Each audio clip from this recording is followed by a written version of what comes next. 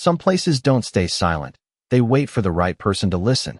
The sound came just before midnight, soft at first, almost mistaken for the wind slipping through the trees. But Ethan Cole knew better than to trust silence anymore. He had spent too many years in places where quiet meant something was about to break. And now, miles from the nearest town, parked along a narrow dirt road that cut through the northern woods, he felt that same weight settle into the air again. The kind that pressed gently against your chest like a memory you never fully buried. And beside him, Ranger stirred, lifting his head from the worn passenger seat, ears twitching towards something Ethan couldn't hear. Not yet, the dog's amber eyes narrowing as if focusing on a distant point beyond the trees. And then it happened again, not loud, not sharp, but unmistakable, a low, aching sound that didn't belong to the night. And Ranger let out a quiet whine in response. The kind he only made when something was wrong in a way that couldn't be seen. Ethan's grip tightened slightly on the steering wheel as he glanced toward the dark stretch ahead, where the outline of an old house barely stood against the horizon, its shape half swallowed by shadow and time. A structure he hadn't planned to stop at, one of many forgotten places scattered across backroads like this. But something about it now felt different, not abandoned, not empty, just still, as if the world had paused around it and never quite resumed. He exhaled slowly, the faint scent of pine and cold earth drifting through the cracked window, grounding him, reminding him that he was here, not there, not in the desert, not under collapsing steel, just a man in a truck with his dog. Yet Ranger didn't settle. Instead, he shifted forward, placing one paw against the dashboard, his body leaning toward the house, listening with an intensity that made Ethan uneasy. "You hear something, boy?" he murmured, though he already knew the answer. Ranger's ears flicked again, and then, instead of barking, instead of growling, the dog let out a sound Ethan had only heard once before, a soft, drawn-out cry, almost human in its sorrow, and that was enough to make him turn off the engine, the sudden quiet rushing in like water filling a hollow space. No hum, no vibration, just the night and whatever lay inside it. He sat there for a moment, counting his breaths the way he used to, steady, controlled, waiting for the feeling to pass. But it didn't. If anything, it deepened, settling into the space between instinct and memory. And when Ranger cried again, softer this time, as if pleading rather than warning, Ethan reached for the door handle. Without fully deciding to, boots crunching lightly against gravel as he stepped out into the cold, the air sharper than he expected, carrying that same faint metallic edge he couldn't quite place, Ranger jumped down beside him, landing quietly, immediately orienting himself toward the house, his tail low, movements deliberate, not fearful, but purposeful, like he was following something only he could sense. The two of them stood there for a second, just looking, the house no more than 50 yards away, its windows dark, its frame weathered but strangely intact, not sagging the way most abandoned places did, not overtaken by vines or rot, just waiting. And Ethan felt it then, that subtle shift, the one he had learned never to ignore, the sense that whatever had drawn them here hadn't been chance at all. Ranger took a step forward, then another, pausing only to glance back at Ethan, not for permission, but for understanding, and Ethan nodded once, barely noticeable, as if answering something unspoken, before following him into the quiet that wasn't quite empty anymore. Because sometimes, silence isn't the absence of sound. Sometimes it's the presence of something that hasn't been heard yet. The path to the house narrowed as they approached, the gravel giving way to a thin stretch of packed earth that felt untouched for years, yet not overgrown the way it should have been, as if something had kept it just clear enough for footsteps to return. And Ethan noticed that detail, without fully understanding why it unsettled him. Because abandoned places did not maintain themselves, they surrendered to time. But this one had not completely. Ranger moved ahead with steady purpose, his nose low, tracing something invisible along the ground. Not frantic, not searching, but following, the way he used to follow signals buried beneath layers of dust and debris. And Ethan felt a familiar tension rise in his chest, the kind that came when instinct spoke before logic could catch up. The front porch creaked softly under their weight, not from rot, but from age, a quiet complaint rather than a warning. And the door stood slightly ajar, just enough to let the night air slip inside, carrying that same faint metallic scent that now lingered stronger, mixed with something older, something like damp wood and forgotten years. Ethan paused at the threshold, his hand resting lightly against the frame, the grain of the wood rough beneath his fingers, grounding him for a moment as he listened, truly listened. But there was nothing obvious, no wind through broken windows, no animals shifting in the dark, just that same deep, settled silence. And yet Ranger did not hesitate, stepping across the threshold with a soft exhale, as if entering a place he already knew, his ears angled forward, his body low but not afraid. And Ethan followed, the floorboards steady beneath his boots, not sagging, not unstable, just quiet, as though they had learned to carry weight without protest. The interior was dim, lit only by the pale spill of moonlight through narrow windows, revealing outlines of furniture still standing where it had been left, a chair near the wall, a table with one leg slightly uneven, a shelf lined with objects coated in a thin layer of dust that had not fully settled, as if disturbed not long ago. Ethan's eyes moved slowly across the room, taking in each detail the way he had been trained to, noting what belonged and what did not.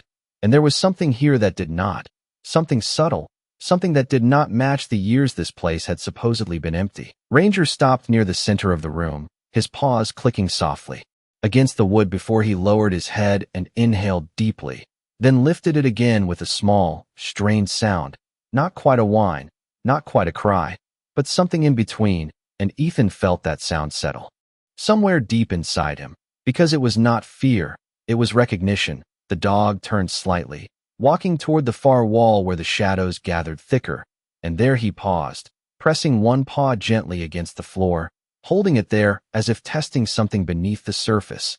Ethan stepped closer, kneeling beside him, placing his own hand flat against the wood, and for a moment there was nothing, just the cool, solid feel of the floor. But then, faint and almost imagined, a subtle vibration, so slight it could have been his pulse echoing back at him.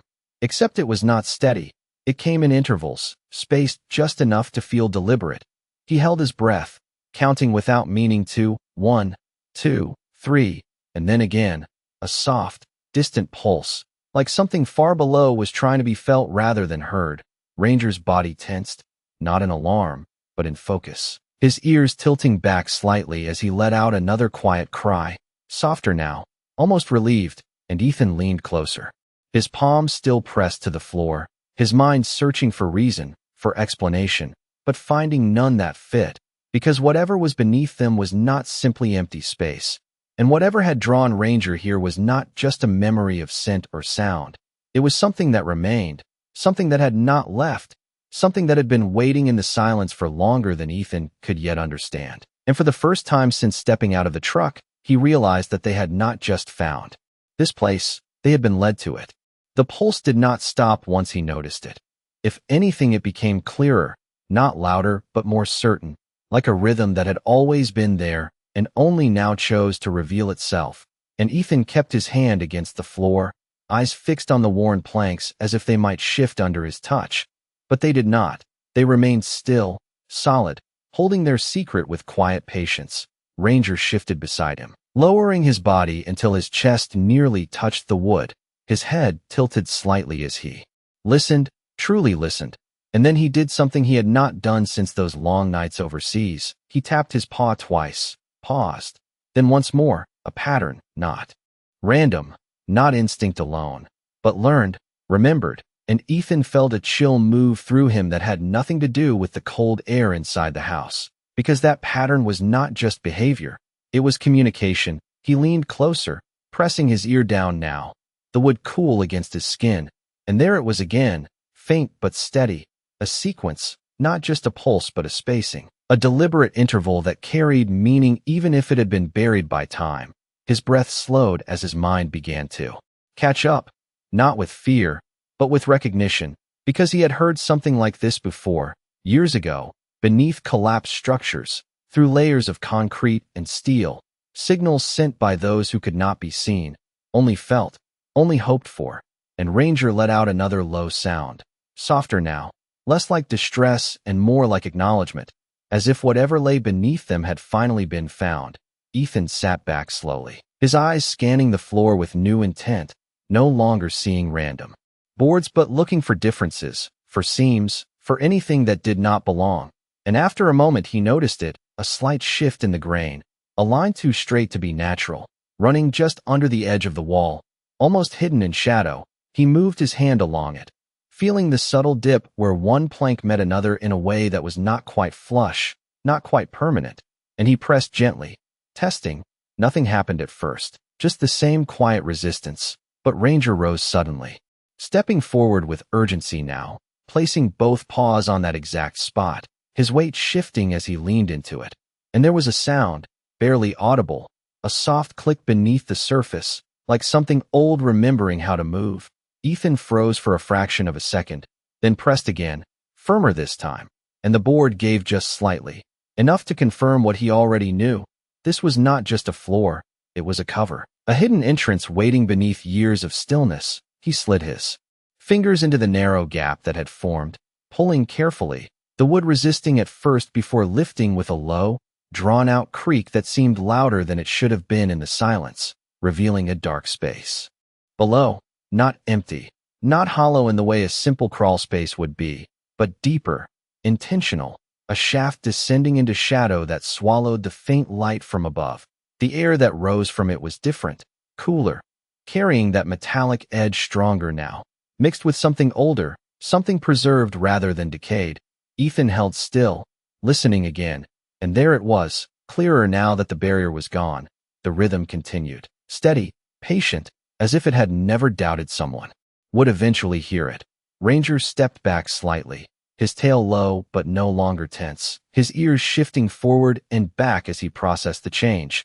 And then he looked up at Ethan, not with fear, not with warning, but with something else, something closer to expectation, and Ethan understood without needing words. This was not a place to turn away from. Not anymore. He reached for the flashlight clipped to his belt, the beam cutting cleanly through the darkness as he angled it downward, revealing the first few steps of a narrow staircase carved into the space below, worn but intact, leading somewhere deeper than the house itself, somewhere that had been hidden long enough to forget the passage of time. And for a moment he hesitated, not out of fear, but out of respect for what might be waiting beyond that threshold, because some places did not hide by accident, and some signals were not sent without reason. But the rhythm continued, steady as a quiet heartbeat beneath the world above, and Ethan exhaled slowly, steadying himself the way he always had, before placing one foot on the first step, following the path that had been waiting for him long before he ever arrived. The first step creaked softly under Ethan's weight, not in protest but in acknowledgement, as if the staircase had not forgotten its purpose despite the years, and he paused there for a moment, his hand gripping the edge of the opening above, feeling the faint difference in air between the world he knew and the one below. Cooler, denser, carrying that same metallic scent now layered with something else, something faintly familiar. Like old wiring or equipment left dormant too long, Ranger moved ahead without hesitation, his paws landing carefully on each step, his body steady, focused, not rushing but not stopping either. And Ethan followed, lowering himself slowly into the narrow passage, the beam of his flashlight cutting a thin path through the darkness, revealing walls reinforced with aged timber and sections of stone that had been carved with intention rather than erosion.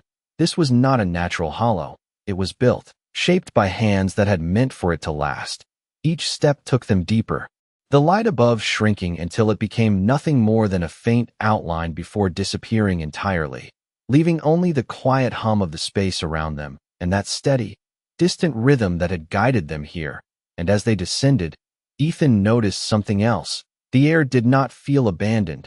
It felt held, contained, as though whatever existed down here had been preserved rather than forgotten. The staircase ended after what felt like 20 feet, opening into a narrow corridor that stretched forward just beyond the reach of his light. The floor was solid, smoother than the boards above, and the walls bore faint markings, not random scratches, but deliberate lines, symbols worn by time but not erased. And Ethan slowed, his eyes tracing them without fully understanding, yet sensing that they meant something to whoever had placed them there. Ranger paused halfway into the corridor, his head lifting slightly as the sound grew clearer, no longer just a pulse but a pattern, layered within it. And he let out a soft breath, not a cry this time, but something closer to recognition, as if he had found what he had been searching for all along.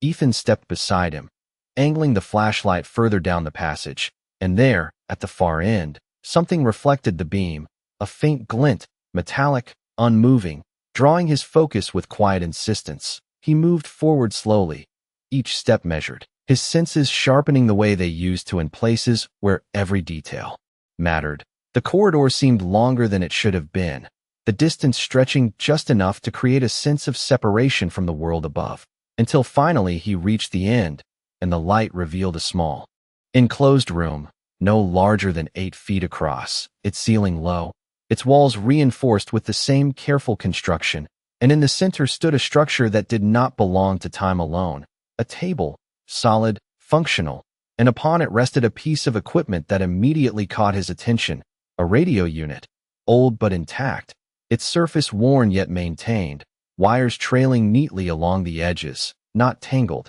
not decayed, as if someone had cared for it long after the house above had been left behind.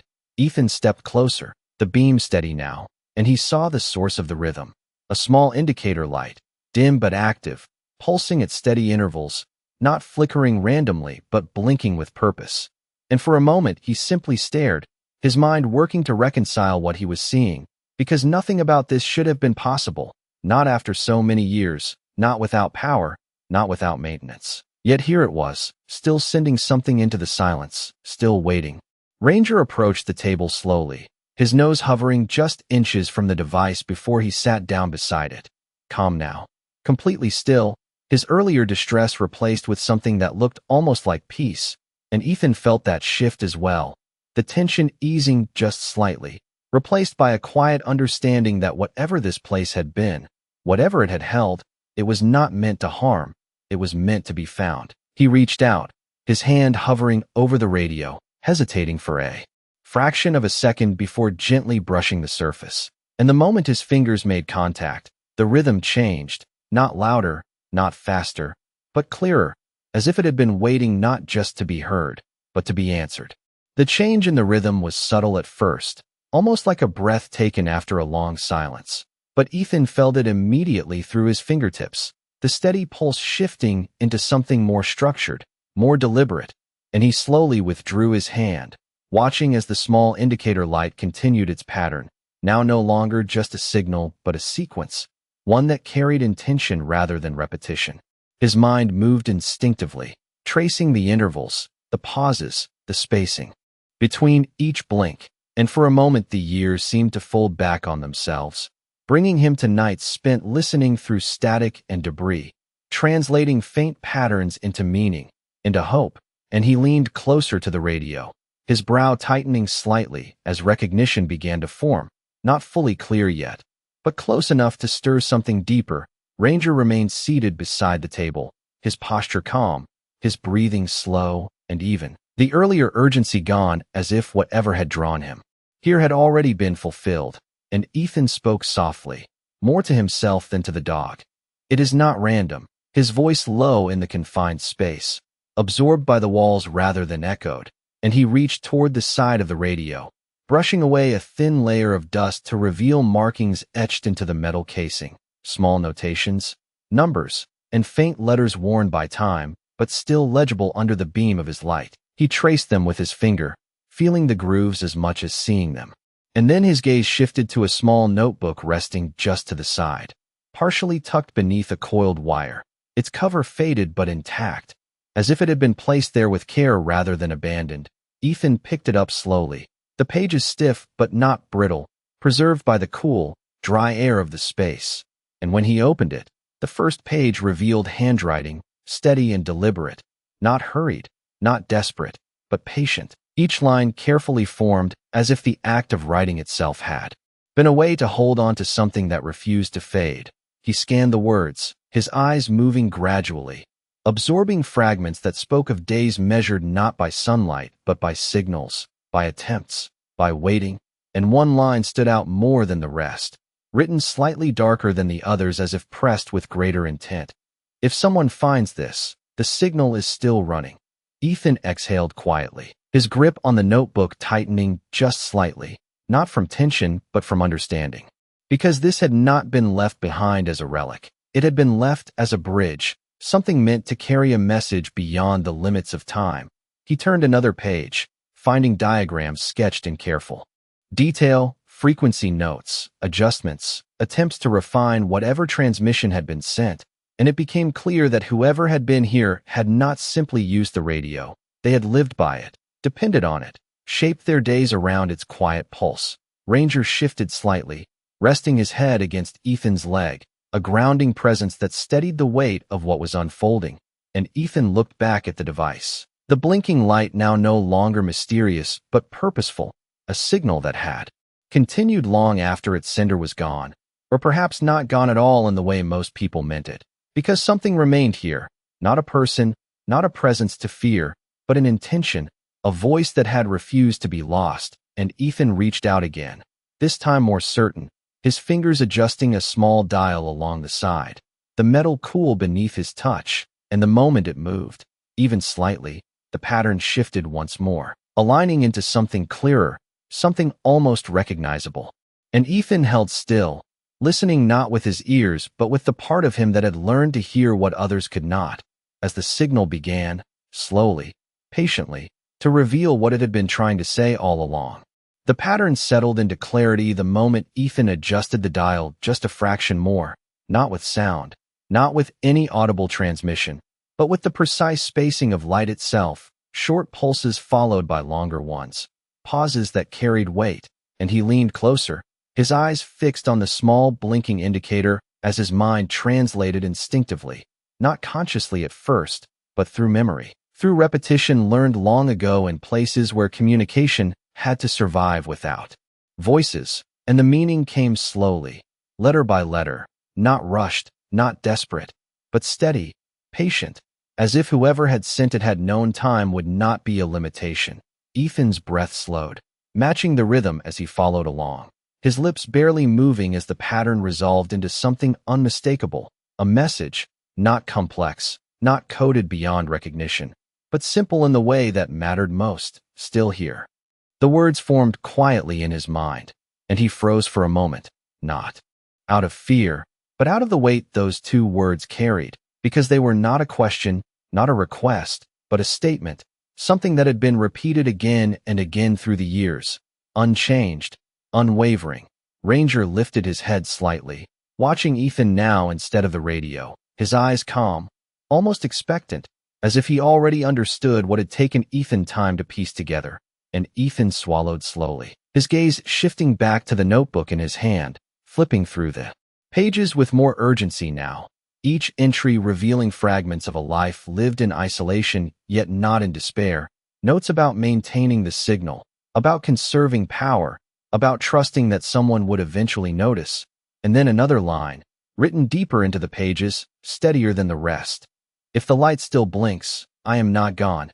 Ethan exhaled, the air leaving him in a slow release as the meaning settled into something deeper than logic, because this was not just about survival, not in the physical sense. It was about presence, about leaving something behind that could still speak when everything else had fallen silent.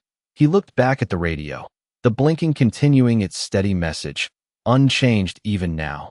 And for a moment he considered the impossibility of it all, the years that must have passed, the lack of maintenance, the absence of any visible power source beyond what could realistically sustain such a device. Yet it remained, not struggling, not fading, but consistent, as if sustained by something beyond simple mechanics. Ranger stood then, slowly, stepping closer to the table, his nose brushing lightly against the edge before he let out a soft breath, not a whine, not a cry, but something quieter, something like recognition fulfilled, and Ethan felt that shift again, the tension dissolving into a strange sense of calm, because whatever had been calling them here was no longer searching. It had been found, and he reached toward the radio once more, his fingers resting gently against the side, not to change it this time, but simply to acknowledge it, and as he did, the pattern shifted again, just slightly, the spacing altering in a way that caught his attention immediately, not random, not malfunctioning, but responsive, and he leaned in, focusing again, translating as the new sequence formed, slower this time, more deliberate, as if adjusting to his presence, and the message came through, piece by piece, until it settled into something that made his chest tighten with quiet understanding. Thank you for hearing. Ethan closed his eyes for a brief moment, not in disbelief, but in acceptance, because some things did not need to be explained. To be real, they only needed to be recognized, and when he opened them again, the room felt different, not empty, not haunted, but complete, as if something that had been waiting had finally reached its end, not through rescue, not through discovery alone, but through being acknowledged, through being understood, and beside him, Ranger sat once more, completely still, his breathing even, his gaze soft, no longer searching, no longer listening for something beyond, because whatever voice had called out into the silence had finally been answered. The message faded back into its steady rhythm after those words, the blinking returning to its original pattern as if nothing had changed, yet everything had, and Ethan remained still for a long moment, his hand resting lightly on the edge of the table, feeling the quiet hum of something that had finally reached its purpose, not ended, but fulfilled, and he drew a slow breath, his eyes moving once more across the room, taking in the details he had missed before, the careful placement of tools, the coiled wires kept neatly in order, the absence of chaos or abandonment. This had never been a place of desperation. It had been a place of waiting, and he opened the notebook again, turning deeper into its pages, his fingers more deliberate now, searching not just for information, but for understanding, and he found it in fragments, small entries written over what must have been years, each one steady, each one grounded in the same quiet belief that the signal mattered, that someone would hear, not necessarily in time to respond, but in time to acknowledge, and one page, near the back, held a name, written clearly, without hesitation, Daniel Reeves. Ethan's breath caught slightly, not in shock, but in the quiet recognition of something that felt closer than coincidence. The name was not familiar in the way of memory, but in the way of connection, the kind that surfaced when paths crossed without warning, and beneath the name was a final note, written with the same careful hand. If you are reading this, then the signal found you. Ethan closed the notebook slowly, the words settling into him with a weight that was not heavy, but certain, because this was not about rescue, not about saving someone lost in time. It was about completing something that had already been set in motion long ago, and Ranger shifted beside him, rising to his feet with a calm that had fully replaced the earlier urgency, his ears relaxed, his posture easy, as if whatever had drawn him here had now released him, and Ethan glanced down at the dog, offering a faint nod that needed no explanation, before turning back to the radio, the blinking light. Steady, unwavering, and he understood then that it did not need to continue. Not like this, not endlessly repeating a message that had already been received, and he reached toward the controls again, not with hesitation, but with intention, his fingers adjusting the dial with a gentle precision, altering the frequency just enough to shift the pattern, and the blinking changed, slowing, spacing out. The message no longer repeating the same words, but settling into a quiet, steady glow, not off, not gone, but at rest, as if the voice behind it had finally been heard and no longer needed to call out into the silence. And Ethan stepped back slightly, giving the space a moment, allowing the stillness to return in a different way, not empty, not waiting, but complete, and he took one last look around the room, committing its details to memory, not out of duty, but out of respect, because some places were not meant to be taken or altered beyond what was needed. They were meant to be acknowledged and left as they were. And he turned toward the corridor, the path back to the surface now clear, the weight of the space behind him no longer pulling him to stay, but gently releasing him to go. And Ranger moved ahead once more, his steps light, unhurried, as they began to ascend, leaving behind a signal that had finally fulfilled its purpose, and carrying with them the quiet understanding that some voices do not fade because they are lost, but because they are finally heard. The climb back up felt shorter than the descent, not because the distance had changed, but because the weight they carried had, each step lighter, more certain, as if something unseen had been gently lifted from the air around them. And when Ethan emerged through the opening into the house above, the difference was immediate, subtle yet unmistakable. The silence that had once pressed in on every surface now felt open, breathable. No longer holding its breath, the faint metallic edge in the air had softened into something neutral, almost clean, and the room itself seemed unchanged in appearance, yet entirely different in presence, as though it had been waiting not to be discovered, but to be released. Ranger stepped out behind him, pausing briefly at the edge of the opening before moving forward into the center of the room, his movements calm, unhurried, his ears relaxed in a way they had not been since they first arrived. And Ethan replaced the wooden panel carefully, lowering it back into place with a quiet precision, not sealing it away, but restoring it, allowing the space below to remain as it had been, undisturbed, respected. He stood there for a moment after, his hand resting lightly on the floor, no longer searching for a signal, but acknowledging what had been there. And then he rose slowly, his gaze drifting toward the windows where the faint outline of early morning had begun to form, the sky shifting from deep black to a softer shade of gray, the first suggestion of light filtering through the trees beyond the house. And he realized they had been there longer than it had felt, time passing in a way that did not follow the usual rhythm, as if the place itself had held it differently. Ranger moved toward the doorway, stopping just at the threshold where the cool air of the outside met the stillness within, and he turned back once, not with urgency, not with hesitation, but with a quiet awareness, as if marking the moment. And Ethan followed, stepping out onto the porch as the early light stretched across the clearing, revealing details that had been hidden in the dark, the structure of the house more clearly defined, the edges softened by time, but no longer burdened by it, the trees standing tall around it, their branches still, their presence steady, and for the first time since arriving, the place did not feel abandoned. It felt complete, like a story that had reached its final line without needing to say it out loud. Ethan took a slow breath, the air cool in his lungs, grounding him in the present in a way that felt different from before, not just a return to normal, but a quiet shift within it. And he glanced down at Ranger, who stood beside him with an ease that mirrored his own, the earlier tension gone, replaced with something quieter, something settled, and together they stepped off the porch, the gravel crunching softly beneath their feet as they moved away from the house, not in retreat, but in continuation, the path ahead no longer uncertain, just open. And as they reached the truck, Ethan paused briefly, turning back one last time, not expecting anything, not searching for confirmation, but simply acknowledging the place for what it had been and what it had become.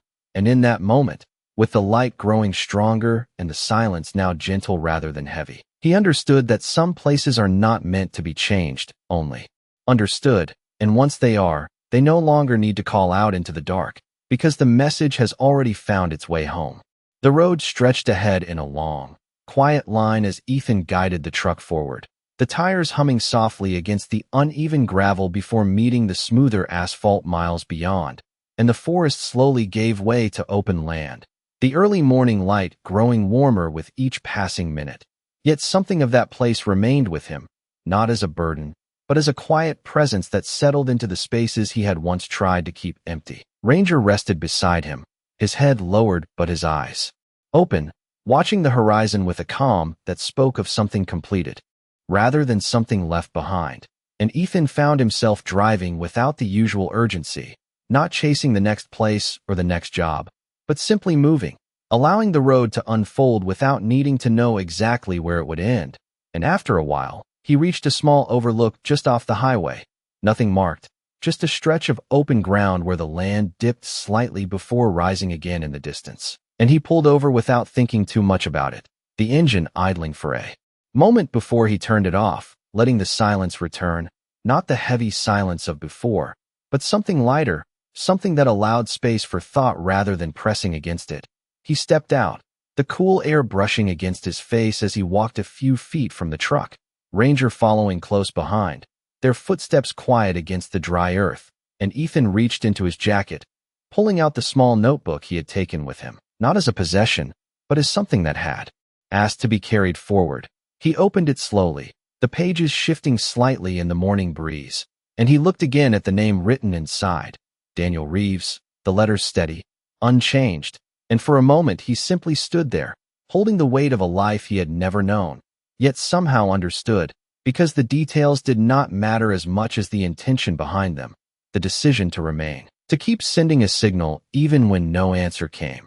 And Ethan closed the notebook gently, looking out across the open land as the sunlight spread across the horizon, and without overthinking it, he reached into the truck and pulled out a small tool kit, selecting a simple metal stake and a piece of wire, working with quiet precision as he planted it into the ground nearby, attaching a small reflective tag from his gear to the top, something that would catch the light, something that would remain visible long after he had gone. Not a marker for others to find the house, not a sign to reveal what had been hidden, but a simple acknowledgement, a continuation of the idea that no signal, no voice, no presence truly disappears when it is carried forward in even the smallest way.